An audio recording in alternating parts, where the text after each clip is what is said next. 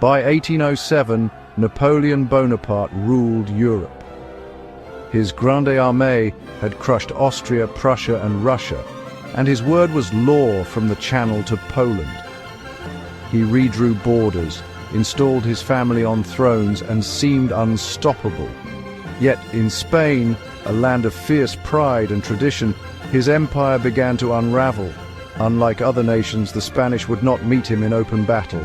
They would fight a war of shadows and attrition. Napoleon's power, absolute in Paris and Berlin, met silent, simmering hatred in Spain. Here, there were no grand surrenders, only a population rising in defiance. This was not a war he could win with a single battle. The enemy was everywhere and nowhere. The land itself seemed to resist him. Soldiers died fetching water as often as in combat. The rules of war no longer applied. Napoleon could conquer cities, but not the countryside, defeat armies, but not the will of the people. Spain became a relentless drain on his resources and prestige. What began as a political maneuver spiraled into a brutal 6-year struggle. The Spanish Ulcer was about to open, a wound that would bleed the empire dry. Napoleon's nightmare had begun, though he could not yet see it. The war in Spain would forever change the nature of conflict. The first cracks in the empire had appeared. Napoleon's entry into Spain was cloaked in deception. He asked the Spanish crown for passage to invade Portugal, Britain's ally. The Spanish, intimidated and divided, agreed, believing the French were temporary allies. French troops crossed the Pyrenees, welcomed with cautious curiosity. But as they marched, French forces quietly seized key fortresses, not by force, but by trickery. The mask of friendship slipped. The occupier revealed himself. Spanish trust turned to suspicion, then resentment, as more French troops poured in. The French were not passing through. They were embedding themselves in Spain's heart. The Spanish realized too late. Napoleon was tightening his grip. The stage was set for confrontation. The friendly march had become an occupation. Spain was suffocating under the weight of its ally. The coming storm was inevitable. In spring 1808, Napoleon summoned Spain's royal family to Bayonne under the guise of mediation. The royals, outmaneuvered, became prisoners, forced to abdicate their throne.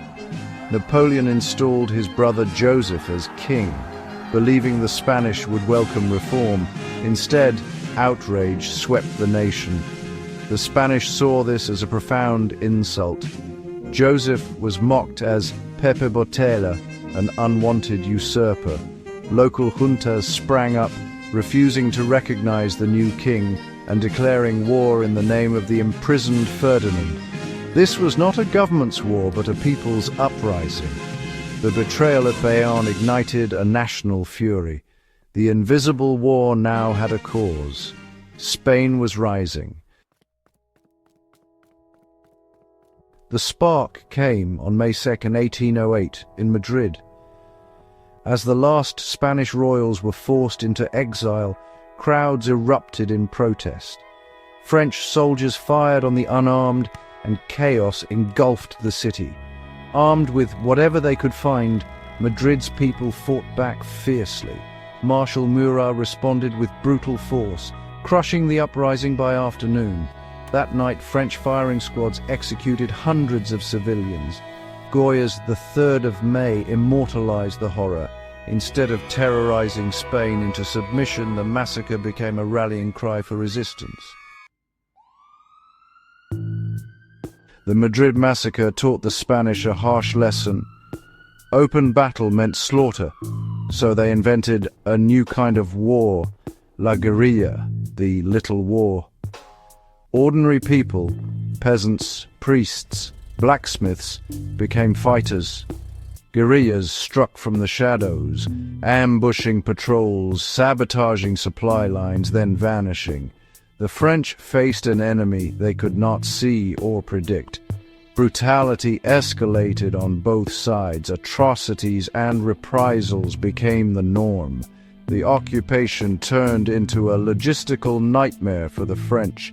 Napoleon needed hundreds of thousands of troops just to hold ground. The little war tied down his best soldiers, draining his empire.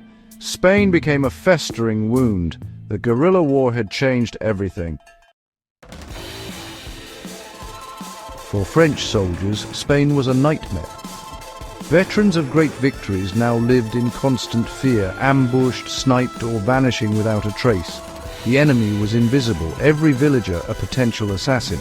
Morale collapsed. Letters home spoke of despair and endless danger. Fear bred cruelty. French troops lashed out, committing atrocities that fueled more hatred. The army's discipline eroded. The liberators became oppressors. French commanders were helpless. They could hold cities, but the countryside belonged to the guerrillas. Large columns pacified regions, but resistance always returned. Napoleon poured in more troops, but it was like holding water in a sieve. The war was unwinnable by force alone. The resistance was political, social, an entire people in arms. The Grande Armée was bleeding, its spirit broken. Spain had become a graveyard for French ambition. The nightmare deepened. Napoleon called Spain his Spanish Ulcer, a wound that bled his empire dry. Over 300,000 French troops were tied down, desperately needed elsewhere. The human cost was staggering, hundreds of thousands of casualties. The war gave Britain a foothold. Wellington's army, with Spanish and Portuguese allies, opened a second front Napoleon could never close. The Peninsular War shattered the myth of French invincibility. News of French struggles inspired resistance across Europe. Spain's defiance showed Napoleon could be beaten. The Ulcer weakened his armies for future campaigns. The empire was bleeding out. Spain was more than a military defeat. It broke Napoleon's spirit. He failed to grasp the Spanish character, believing they'd submit once conquered. But the enemy was not an army, but an idea: national independence. His cannons were powerless against a people's will. Napoleon's vision of liberation was rejected. The Spanish preferred their own traditions to foreign rule. The war exposed the limits of empire by force. In exile, Napoleon admitted, "That unfortunate war destroyed me." Spain introduced doubt into his once unshakable confidence. He could not control the collective will of a nation. The Spanish Ulcer haunted him, a wound on his soul as much as his empire. It was the one war he could never win. The Peninsular War changed the nature of conflict forever. It proved that military might cannot defeat a determined insurgency. Guerrilla tactics became a blueprint for resistance worldwide. The war sparked a new force, nationalism, a people fighting for their nation, not just a king. Napoleon, the product of revolution, unleashed forces that would destroy empires. For France, Spain was a scar. No glory, only loss and bitterness. The Grande Armée was humbled by a nation of ordinary people. The lesson: you can occupy land, but not the hearts of a free people. The Spanish Ulcer was a testament to human resistance.